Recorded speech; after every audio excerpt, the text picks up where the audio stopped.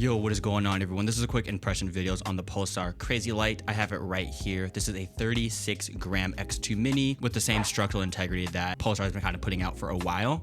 We're going to be comparing it to a couple of mice that I already own that are very similar in shape to the Pulsar X2 mini. We'll also be talking about just a couple of my thoughts on this mouse and if I even think it's worth picking up. So let's just get right into it. I don't need that, that I mean stash. I just change zip codes for the weekend. So the big selling part of the X2 Super Clear is that you're getting a super lightweight version of a mouse that already exists. So Pulsar has been working on the X2 for God knows how many years. I think 2-3 years now it's been out and released into the public. And they finally have a mouse that kind of caters to the hyper enthusiasts. Before, the X2 was kind of a early enthusiast, like you wanted something that's better than a super light, but you didn't want to go into the you didn't want to go into the Chinese market where you can get better mice for a quarter of the cost. This is kind of Pulsar's answer to that. They did revamp the box. The box reminds me a lot of what they did with the acid reflux mouse that they did with 1 of 1, and I think it's super sick. I really like the branding on it. It tells you everything you need to know about the mouse on the box. On the back of the box, as you see, it shows you the sensor, resolution, just like the basic stuff you need to know about the sensor. It is using a rebranded 3950, which gives you better battery efficiency at 8K hertz, so the mouse will last longer. It does show you 2 different weights too, 35 grams plus or minus 2 with the dot skates, 37 grams plus or minus 2 with pad skates. I got mine at 39 grams, and I think that's a fine weight. It is incredibly lightweight, and it's very similar to other mice that I already own that are in a similar weight range, but we're gonna go into a couple of comparisons and show you how it fares in shape alongside structural integrity. So the obvious first comparison is going to be the original X2 mini. This is my pink X2 mini. This is a custom I did that has the 4K hertz dongle supported by it with the X2 V2 internals, but the shape is near 1-to-1. If you flip it upside down, you can see it's the same shape. This is a mouse that's tried and true. Everyone's tried an X2, or if you haven't tried an X2, go pick up a Gen 1. It is incredibly nice to hold in hand. You are getting a lot of major differences inside the internals. Like if you look inside the sidewalls of the batch 1, I did trim mine down a lot for this mod, but it looks just like that inside the brand new one alongside side buttons. So it's kind of crazy how lightweight this mouse is for what you're getting with the side buttons. You can also see the PCB is drastically different compared to the original X2 and X2 V2.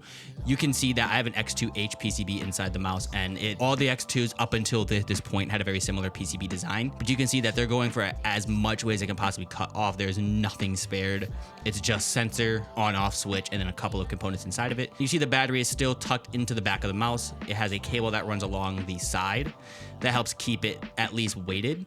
If you were to do a center of gravity test, it is very well balanced and there's no tilting on it whatsoever. So I think Pulsar did a really good job when it came to that. When comparing it to my direct Chinese competitor, this is the MCho's L7 Pro. This is a $52 8K hertz wired and wireless X2 mini clone. And when comparing it side by side, you do see that the L7 is a little bit longer on the front end compared to the X2 mini, but I think that works in its favor. They're not identical, but there are clear and obvious inspirations coming from the X2 to the L7, and it makes it very obvious that this is just a clone of a very popular shape. They feel very similar in hand in terms of weight, and the weight distribution between both of them, again, really good. These are both 39 gram gaming mice with full-size skates. I do have dot skates on mine, and this one is coming in at 40 grams, which means it's going to be a little bit heavier with pad skates compared to the X2, where this one's coming in at 39 grams with pad skates, so it's going to be even lighter with dot skates. The next obvious comparison is going to be the Cyrox V8. This is a really popular mouse inspired by the Sora V2. When you're looking at it side to side, they do look very similar, but you can see the V8 is definitely longer and is also a lot more flatter of a side hump. And when looking at the taper, you can see that it tapers in a lot more towards the front and flares towards the back, which makes this a much better for a claw grip compared to the fingertip slash claw that the X2 Crazylight is meant for. The Cyrox V8 definitely has a super nice claw grip feel, but for fingertip, I don't like it that much, especially from where I hold the mouse. I just feel like there's too much left hanging off compared to the X2 Super Clear, where when holding this with my kind of general fingertip, it feels much better in hand, and I just overall prefer it for that fingertip grip. In terms of weight, they do feel very similar. This mouse did read at 41 grams on my scale, and this one again came at 39 grams. This one with the N66 dots from Ghost Glides, this one with the stock skates on it. Now on to something that is drastically different. We have the X2H Mini, then the X2 Crazylight. Here, you can see a lot of the design principles are the same. You are getting that super nice tall back comp that you do with the X2H. The only downside is that you're getting a lot more back flare presence, which makes it a lot less comfortable for fingertip, which is why this is more advertised as a claw grip mouse. It feels great for claw grip, but not something I would personally pick up. This one does have aftermarket skates on it. This has the, I believe this has the Jades on it or something similar. They are a fast speed skate. And this came in at 45 grams on my scale, but there's also a custom mod that I did. This is the mouse I stole the PCB from for my other one. So it's a little bit lighter than it normally would be out of the box, which is around like 52 grams. But you see the structure is very different between these two mice. And even though they are made by the exact same brand, you can tell there's a lot more gutted from the X2 Crazylight compared to the X2H, which is more meant for general purpose claw. And finally, we have probably one of the most hype mice of the year. This is the Hitscan Hyperlight.